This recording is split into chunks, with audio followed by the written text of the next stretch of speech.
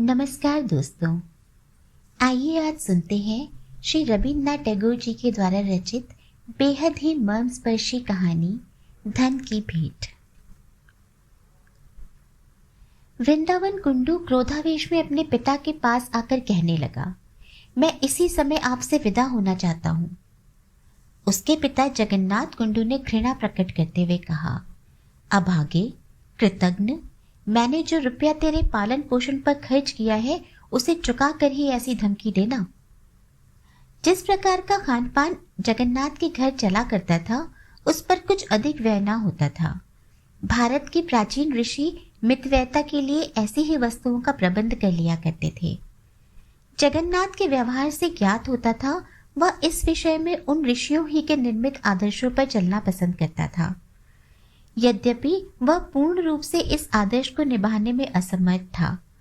इसका कारण कुछ यह समझा जा सकता है कि जिस समाज में उसका रहन सहन था वह अपने प्राचीन आदर्शों से बहुत पतित हो चुका था, और कुछ यह कि उसकी आत्मा को शरीर के साथ मिलाए रखने के विषय में प्रकृति की उत्तेजना तीव्र और युक्ति युक्त संगत थी।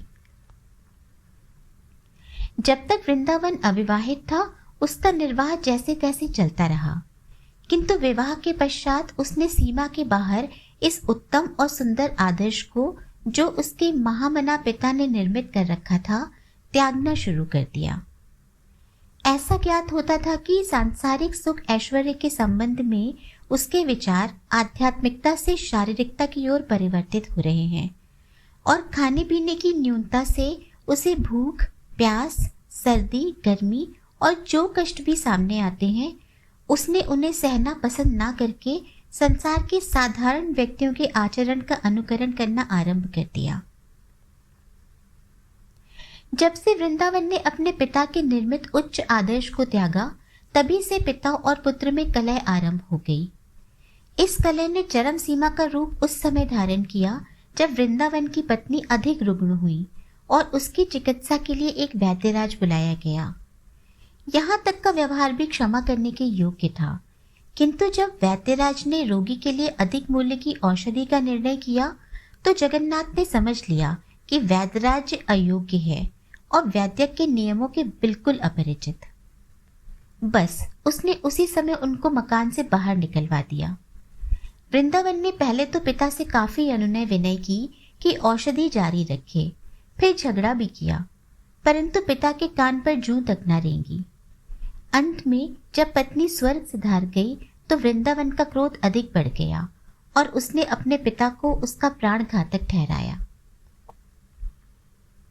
जगन्नाथ ने स्वभावतानुसार उसको समझाने का बहुत प्रयत्न किया और कहा, तुम कैसी नासमझी की बातें करते हो? क्या लोग विभिन्न प्रकार की औषधि खाकर नहीं मरते? यदि मूल्यवान औषधियां ही मनुष्य को जीवित रख सकती तो बड़े बड़े राजा महाराजा क्यों मरते? इससे पहले तुम्हारी माँ और दादी मर चुकी हैं, बहू भी मर गई तो क्या हुआ? समय आने पर प्रत्येक व्यक्ति को यहाँ से कूच करना है। वृंदावन यदि इस प्रकार दुखी और सचेत होकर वास्तविक परिणाम पर पहुंचने में योग्य न होता तो संभव था कि वह इन बातों से कुछ सांत्वना प्राप्त कर लेता। इससे पहले मरने के समय उसकी माँ और दादी ने औषधि ना पी थी, और औषधि सेवन न करने की यह रीति बहुत पहले से इस खानदान में चली आई है। नई पौध का चरित्र इतना बिगड़ चुका है कि वह पुराने ढंग पर मरना भी पसंद नहीं करती। जिस युग की चर्चा हम कर रहे हैं उन दिनों अंग्रेज भारत में नए नए आए थे, किंतु उस समय भी इस देश के बड़े बूढ़े अपनी अपनी औलाद के स्वभाव विरुद्ध ढंग पर आश्चर्य और विकलता प्रकट किया करते, और अंत में जब उनकी एक न चलती तो अपने मुंह से लगे हुए हुक्कों से सांत्वना प्राप्त करने का प्रयत्न करते। वास्तविकता यह है कि जिस समय मामला चरम सीमा को पहुंच गया तो वृंदावन से न रहा गया और उसने आवेश तथा विकलता के साथ अपने पिता से कहा, मैं जाता हूं। पिता ने उसे दृढ़ देखकर उसी समय आज्ञा दे दी और घोषणा करते हुए कह दिया, चाहे देवता मेरे ढंग को गौ हत्या के समान क्यों न समझे, मैं शपथ खाकर कहता हूं कि तुम्हें अपनी धन संपत्ति से एक कौड़ी भी नहीं दूंगा। यदि मैं तुम्हारी एक पाई तक को भी हाथ लगाऊं तो उस व्यक्ति से भी नीच होऊंगा जो अपनी माँ को बुरे भाव से देखता है। वृंदावन के मुख से आवेश में निकल गया। गांव के निवासियों ने अपने जैसे विचारों के लंबे चौड़े वाद विवाद के पश्चात उस छोटे से परिवर्तन भरे झगड़े को संतोषपूर्वक देखा। जगन्नाथ ने चूंकि अपने बेटे को अपनी संपत्ति से वंचित कर दिया था, अतः प्रत्येक व्यक्ति उसे सांत्वना देने का प्रयत्न कर रहा था। वे सब इस विषय में सहमत थे कि केवल पत्नी की खातिर पिता के साथ झगड़ा करने का दृश्य इस नए युग में ही देखा जा सकता है। इसके संबंध में वे स्वयं जो कारण बताते थे वे भी बहुत असंगत थे। वे कहते, यदि किसी की पत्नी मर जाए तो बड़ी सरलता से दूसरी प्राप्त कर सकता है। पिता मर जाए तो संसार भर के धन ऐश्वर्य के बदले में भी उसे प्राप्त नहीं कर सकता। इस बात में संदेह नहीं कि उनका उपदेश हर प्रकार से ठीक था, किंतु हमें संदेह है कि दूसरा पिता प्राप्त करने की पीड़ा उस पथभ्रष्ट बेटे को कहाँ तक प्रभावित कर सकती थी। इसके विरुद्ध हमारा विचार यह है कि ऐसा अवसर आता तो वह उसे ईश्वरीय अनुकंपा में सम्मिलित समझता। वृंदावन के अलग होने का दुख उसके पिता जगन्नाथ को तनिक भी अनुभव न हुआ। इसके कुछ विशेष कारण थे। एक तो यह कि उसके चले जाने से घर का खर्च कम हो गया। दूसरे, हृदय से एक भारी चिंता दूर हो गई। हर समय उसे इस बात का भय रहता था कि मेरा बेटा मुझे विष देकर न मार दे। जब कभी वह अपना थोड़ा सा भोजन करने बैठता तो यही विचार उसे विकल कर देता कि इसमें विष न मिला हुआ हो।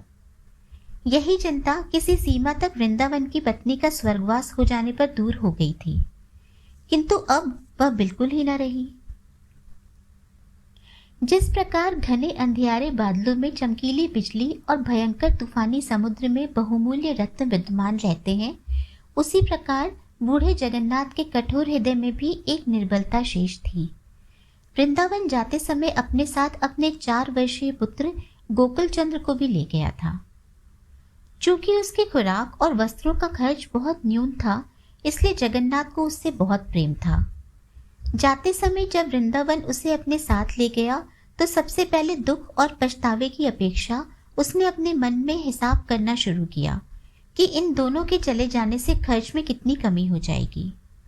इस बचत की वार्षिक रकम कहाँ तक पहुंचेगी और इस बचत को यदि किसी रकम का सूद समझा जाए तो उसका मूलधन कितना हो सकेगा।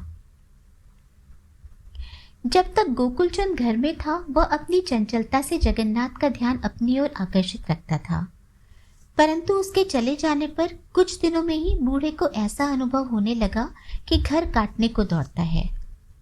इसके पहले जिस समय जगन्नाथ पूजा पाठ में तल्लीन होता तो गोकुलचंद उसे छेड़ा करता। भोजन करते समय उसके आगे से रोटी या चावल उड़ाकर भाग जाता और स्वयं खा लेता, और जब वह आय व्यय लिखने बैठता तो उसकी दवात लेकर दौड़ जाता। किंतु अब उसके चले जाने पर यह सब भी दूर हो गया। जीवन में प्रतिदिन का क्रियाकर्म उसे भार अनुभव होने लगा। उसे ऐसा मालूम होता था कि इस प्रकार का विश्राम भविष्य के संसार में ही सहन किया जा सकता है। जब कभी वह गोकुल की चंचलता को स्मरण करता तो रजाइयों में उसके हाथों के छेदों पर या दरी पर कलम दवात से उसके बनाए हुए भद्दे चित्रों को देखता तो उसका हृदय कष्ट के मारे बैठ जाता। जगन्नाथ को अपने सोने के कमरे में एक कोने के अंदर पड़ी हुई पुरानी धोती के टुकड़े दिखाई पड़े तो सहसा उसके नेत्रों से अश्रु बह निकले।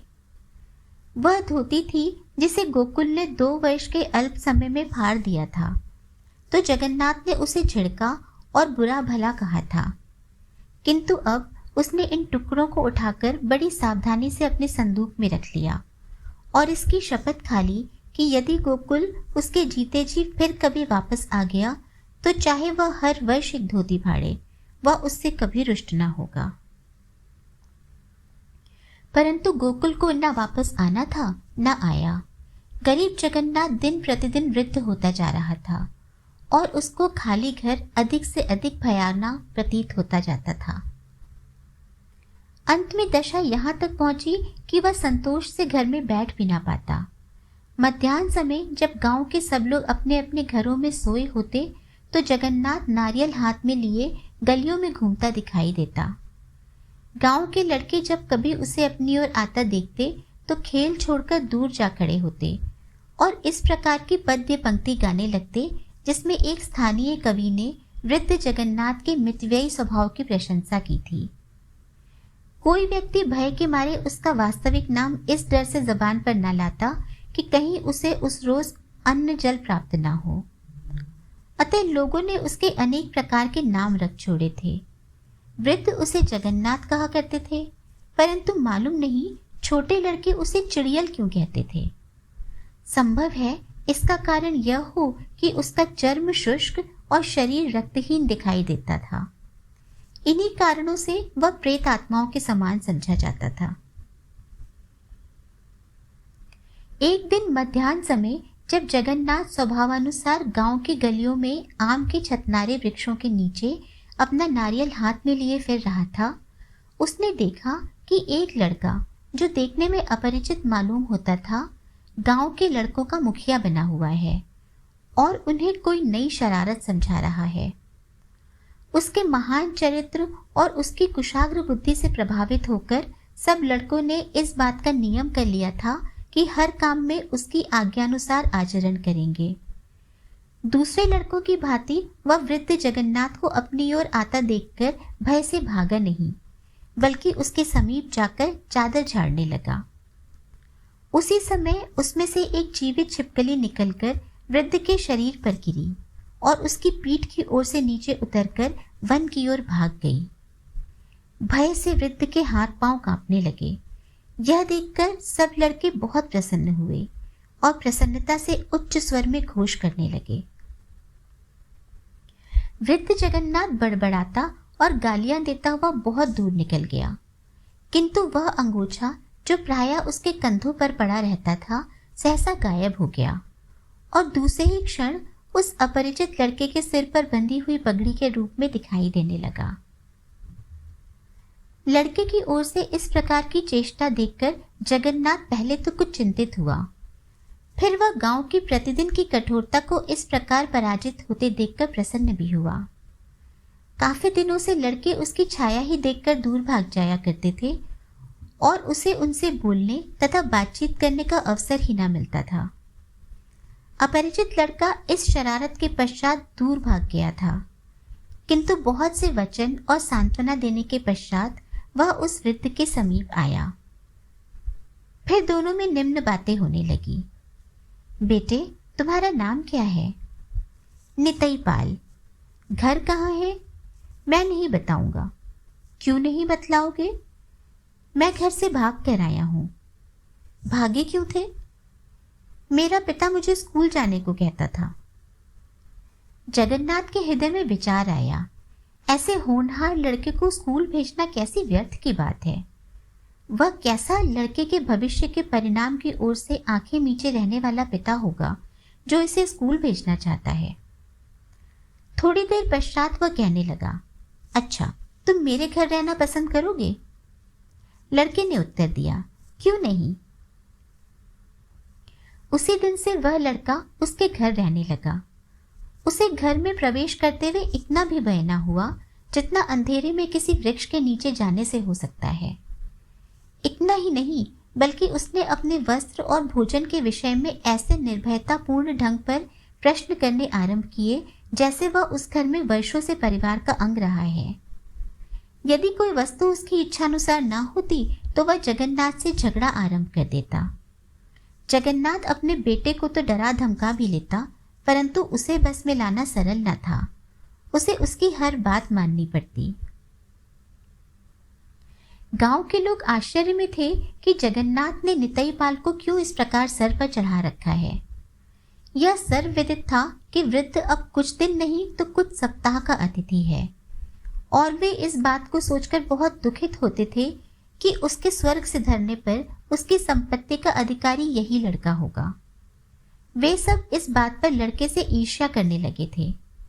उन्होंने यह भी निश्चय कर लिया कि उसे अवश्य हानि पहुंचाने का प्रयत्न करेंगे, परंतु जगन्नाथ उसकी ऐसी निगरानी रखता जैसे वह उसकी पसली की हड्डी हो। कभी कभी लड़का धमकी देकर कहता, मैं घर चला जाऊंगा। ऐसे अवसर पर वृद्ध लोभ लालच का जाल बिछाकर कहता, मैं अपनी सारी संपत्ति तुमको ही दे दूंगा। लड़का इस प्रकार से कम आयु का था, तब भी इस वचन के महत्व को खूब समझता था। गांव वालों से और कुछ न हो सकता था। उन्होंने इस लड़के के बाप के संबंध में जांच आरंभ की। उनको यह सोचकर बहुत दुख होता था कि उसके माता पिता उसकी याद में दुखी होंगे। लड़का बड़ा चंचल है जो उन्हें इस प्रकार छोड़कर भाग आया। वे इसे हजार हजार गालियां देते होंगे, किंतु ये सब बातें वे जिस आवेश में करते थे, इससे स्पष्ट प्रतीत होता था कि वे न्याय नहीं ईर्ष्या से काम ले रहे हैं। एक दिन वृद्ध को किसी बटोही की जबानी ज्ञात हुआ कि दामोदर पाल अपने बेटे की खोज में समीप के गांवों और कस्बों में फिर रहा है और फिर कुछ ही समय में वह इस गांव में आना चाहता है। नितई ने जब यह बात सुनी तो सहज भाव से उसके हृदय के प्रेम में आवेश आया। वह उद्विग्नता की दशा में धन संपत्ति छोड़कर अपने पिता के पास जाने को तैयार हो गया। जगन्नाथ उसे रोकने के लिए प्रत्येक संभव रीति से प्रयत्न करता था। अतः उसने कहा, तुम अपने पिता के पास जाओगे तो वह तुम्हें पीटेगा। मैं तुम्हें एक ऐसे स्थान पर छिपा दूंगा कि किसी को भी तुम्हारा पता न मिल सके, यहां तक कि गांव वाले भी मालूम न कर सकेंगे। इस बात से लड़के के हृदय में आश्चर्य उत्पन्न हुआ और वह कहने लगा, बाबा मुझे कहाँ छिपाओगे? ऐसा भला स्थान तो मुझे भी दिखा दो। जगन्नाथ ने उत्तर दिया, यदि वह स्थान मैं इस समय दिखा दूं तो लोगों को खबर हो जाएगी, रात हो जाने दो। बच्चों में आश्चर्यजनक स्थान देखने की उत्कट लालसा होती है। नितई भी उसी तरह यह बात सुनकर प्रसन्न हुआ। उसने अपने हृदय में विचारा कि जब मेरे पिता मेरी खोज करने के पश्चात वापस चले जाएंगे तो मैं दौड़ लगाकर लड़कों के साथ उस स्थान पर आंख मिचौली खेला करूंगा और कोई मालूम न कर सकेगा कि मैं यहाँ छिपा हूँ। वास्तव में उस समय बड़ा आनंद आएगा। पिताजी संपूर्ण गांव छान मारेंगे और मुझे कहीं न पा सकेंगे। बड़ी दिल लगी होगी। मध्याह्न के समय जगन्नाथ लड़के को कुछ समय के लिए मकान में बंद करके कहीं चला गया। उसके वापस आने पर नितई ने उससे इतने प्रश्न किए कि वह परेशान हो गया। अंत में जब रात हुई तो नितई कहने लगा, बाबा अब तो वह स्थान मुझको दिखा दो। जगन्नाथ ने उत्तर दिया, अभी रात नहीं हुई। इसके कुछ समय पश्चात लड़के ने फिर कहा, बाबा अब रात बहुत हो गई है, अब तो चलो। जगन्नाथ ने धीरे से कहा, अभी गांव के लोग सोए नहीं हैं। नितई फिर एक क्षण के लिए रुका और बोला, बाबा इस समय तो सब लोग सो गए हैं, आओ अब चलें। रात बहुत जा चुकी थी। गरीब लड़का इतनी देर तक कभी न जागा था, इसलिए उसको जागे रहने में बड़ी कठिनाई पड़ रही थी। अंत में आधी रात के समय जगन्नाथ लड़के की बांह पकड़कर स्वप्निल गांव की अंधेरी गलियों से रास्ता टटोलता बाहर निकला। सब दिशाएं सूनी थीं, चारों ओर सूनापन था। कभी कभी कोई कुत्ता भौंकने लगता तो और कुत्ते भी उसके साथ मिलकर भौंकना आरंभ कर देते। इसके अतिरिक्त कहीं कहीं उसके पैरों की आहट से कोई पक्षी वृक्ष की टहनी से पंख फड़फड़ाता हुआ उड़ जाता। नितई भय से कांप रहा था, किंतु जगन्नाथ ने उसका हाथ दृढ़ता से पकड़ा हुआ था। कई खेतों में से होकर अंत में ये लोग जंगल में प्रविष्ट हुए। यहाँ एक जीर्ण मंदिर खड़ा हुआ था, जिसमें किसी भी देवता की मूर्ति न दिखाई पड़ती थी। नितई ने उसे देखकर निराशा भरे स्वर में कहा, बस यही स्थान था। यह स्थान उसकी कल्पना से सर्वथा भिन्न था, क्योंकि इसमें कोई आश्चर्य की बात न थी। जब से वह घर से भागा था, अनेक बार ऐसे खंडहर मंदिरों में रातें व्यतीत कर चुका था। इतना होने पर भी आंख मिचौली खेलने के लिए यह स्थान सुंदर था, अर्थात ऐसा कि उसके साथ खेलने वाले लड़के यहाँ उसकी खोज न कर सकते थे। जगन्नाथ ने फर्श के बीच से एक पत्थर की सिल उठाई। उसके नीचे आश्चर्यचकित लड़के को एक तहखाना दिखाई दिया। जिसमें एक धीमा सा दीप जल रहा था। भय और आश्चर्य दोनों बातें उसके हृदय पर जमी हुई थी। अंदर एक बांस की सीढ़ी खड़ी थी। जगन्नाथ नीचे उतरा और नितई भी उसके पीछे हो लिया। नीचे उतरकर लड़के ने इधर उधर देखा तो उसे चारों ओर पीतल के टोकने पड़े हुए दिखाई दिए। उसके मध्य में एक आसन बिछा हुआ था और सामने थोड़ा सिंदूर, घिसा हुआ चंदन, कुछ जंगली फूल और पूजा की शेष सामग्री रखी हुई थी। लड़के ने अपनी जिज्ञासा पूर्ति के लिए उन टोकनों में से कुछ के अंदर हाथ डाला और जब बाहर हाथ निकालकर देखा तो मालूम हुआ कि उनमें रुपए और सोने की मोहरें भरी हुई हैं। इतने में वृद्ध जगन्नाथ ने नितई से कहा, नितई, मैंने तुमसे कहा था ना कि अपनी सारी संपत्ति तुम्हें दे दूंगा। मेरे पास कोई अधिक संपत्ति नहीं है, किंतु जो कुछ भी है वह इन पीतल के टोकनों में भरी है और यह सब मैं आज तुम्हारे हवाले करना चाहता हूँ। नितई प्रसन्नता के मारे उछल पड़ा और बोला, सच? क्या तुम इनमें से 1 रुपया भी अपने पास न रखोगे? वृद्ध ने उत्तर दिया, यदि मैं इनमें से कुछ लूं तो भगवान करे मेरा वो हाथ कोड़ी हो जाए, किंतु यह संपत्ति मैं तुम्हें एक शर्त पर देता हूँ। यदि कभी मेरा पोता गोकुलचंद या उसका भी पोता या परपोता या उसकी औलाद में से कोई व्यक्ति भी इस रास्ते से होकर जाए तो तुम्हारे लिए अनिवार्य होगा कि यह सारी संपत्ति उसको सौंप दो। लड़के ने ध्यान से सोचा और निश्चय के साथ विचारा कि वृद्ध पागल हो गया है। फिर कहने लगा, बहुत अच्छा, ऐसा ही करूंगा। जगन्नाथ ने कहा, बस तो इस स्थान पर बैठ जाओ। क्यों? तुम्हारी पूजा की जाएगी। लड़के ने चकित होकर पूछा, यही रीति है? वृद्ध ने उत्तर दिया, यही रीति है। लड़का उछलकर तुरंत आसन पर बैठ गया। वृद्ध जगन्नाथ ने उसके माथे पर चंदन लगाया, भ्रुकुटियों के मध्य सिंदूर की बिंदी लगा दी, जंगली पुष्पों का हार उसके गले में डाला और कुछ मंत्र उच्चारण करने लगा। बेचारा नितई देवता की भांति आसन पर बैठा बैठा उकता गया, क्योंकि उसकी पलकें नींद से भारी हो रही थी। अंत में उसने घबरा कर कहा, बाबा। परंतु जगन्नाथ उत्तर दिए बिना ही मंत्र पढ़ता रहा।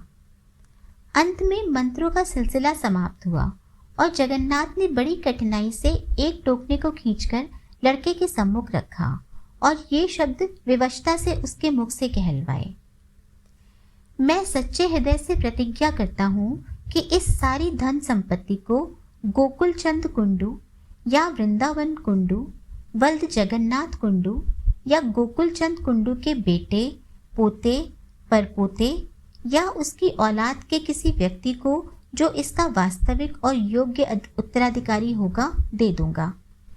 अनेक बार शब्दों के कहने में भोले लड़के की चेतना जाती रही और कंठ सूखने लगा। जैसे तैसे यह रस्म समाप्त हुई। गुफा की वायु दीपक के धुएं और दोनों के सांस के कारण बुरी मालूम होने लगी।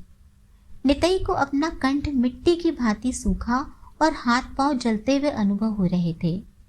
बेचारे का दम घुटा जा रहा था। दीपक धीरे धीरे मध्यम होता गया, यहाँ तक कि अंतिम झोंका खाकर बुझ गया। इसके पश्चात अंधेरा।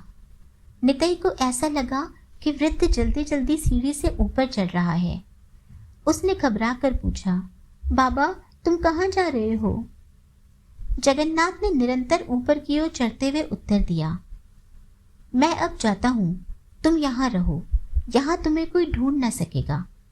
वृंदावन के बेटे और जगन्नाथ के पोते गोकुलचंद का नाम याद रखना।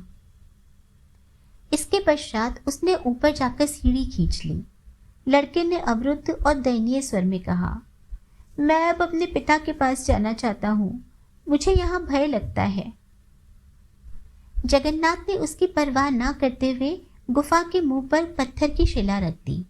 इसके पश्चात दोनों जंघाओं को मोड़कर झुका और अपने कान पत्थर के समीप लगाकर सुनने लगा।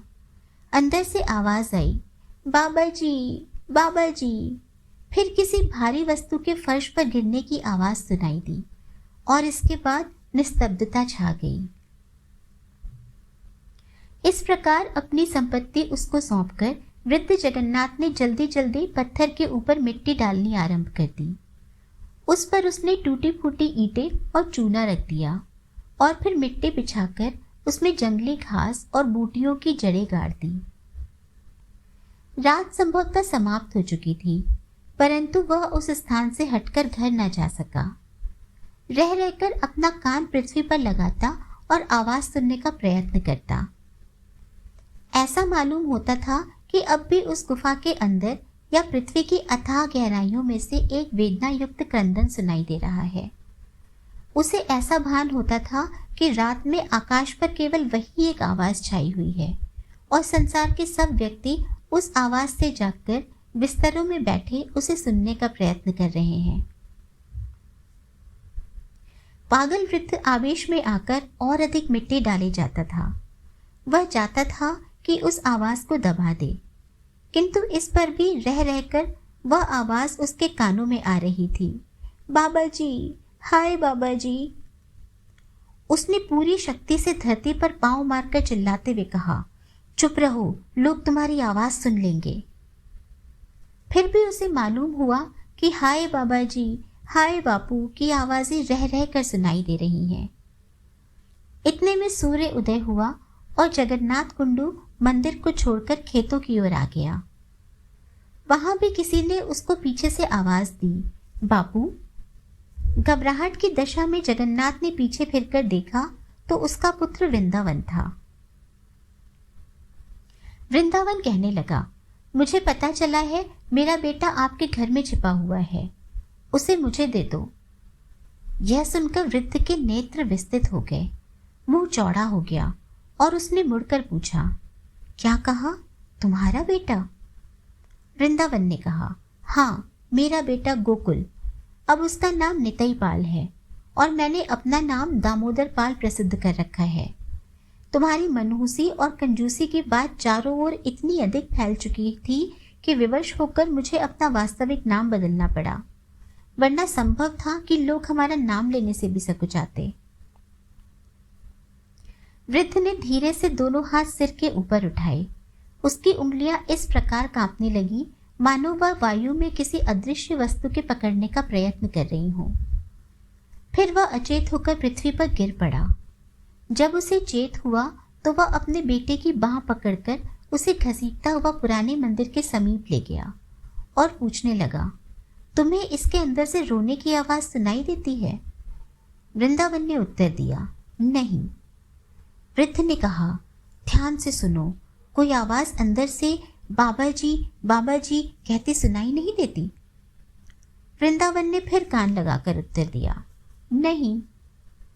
इससे वृद्ध जगन्नाथ की चिंता किसी सीमा तक दूर हो गई। साथ ही उसके मस्तिष्क ने भी उसे जवाब दे दिया। उस दिन के पश्चात उसकी दशा यह थी कि गांव में आवारा फिरता और लोगों से पूछा करता, तुम्हें किसी के रोने की आवाज तो नहीं सुनाई देती? लोग उसके पागलपन पर ठहाका लगाते। इसके लगभग 4 वर्ष पश्चात जगन्नाथ मृत्युशैया पर पड़ा था। संसार का प्रकाश धीरे धीरे उसके नेत्रों के सामने से दूर होता जा रहा था और सांस अधिक कष्ट से आने लगी थी। सहसा वह विक्षिप्त अवस्था में उठकर बैठ गया। उसने अपने दोनों हाथ ऊपर को उठा लिए और वायु में इस प्रकार चलाने लगा जैसे किसी वस्तु को टटोल रहा हो और कहने लगा, मेरी सीढ़ी किसने उठा ली? उस भयानक बंदी गृह में से, जहां न देखने को प्रकाश और न सांस लेने के लिए वायु थी, बाहर निकलने के लिए सीढ़ी न पाकर वह फिर अपनी मृत्युशैया पर गिर पड़ा और जहां संसार की स्थायी आंख मिचौली के खेल में कोई छिपने वाला पाया नहीं गया, उस श्रेणी में लोप हो गया। दोस्तों, यह कहानी तो खत्म हुई, लेकिन हम सबने देखा कि कैसे जगन्नाथ ने अपनी कृपणता की पराकाष्ठा से विक्षिप्त होकर अपने ही पौत्र का ऐसा कष्टमय अंत किया। इस तरह की मानसिक विक्षिप्तता से परिपूर्ण ना जाने और ऐसे कितने लोग हैं जो दूसरों का जीवन कष्टप्रद बनाने में कोई कसर नहीं छोड़ते। इसी के साथ आज चलती हूँ, जल्दी ही फिर मिलूंगी। कहानी पसंद आए तो वीडियो को लाइक एंड शेयर करें। वीडियो के नीचे दाईं ओर सब्सक्राइब बटन को प्रेस करके चैनल को सब्सक्राइब ज़रूर करें। अपना बहुत सारा ख्याल रखें। स्वस्थ रहें, सुखी रहें, सुरक्षित रहें। नमस्कार।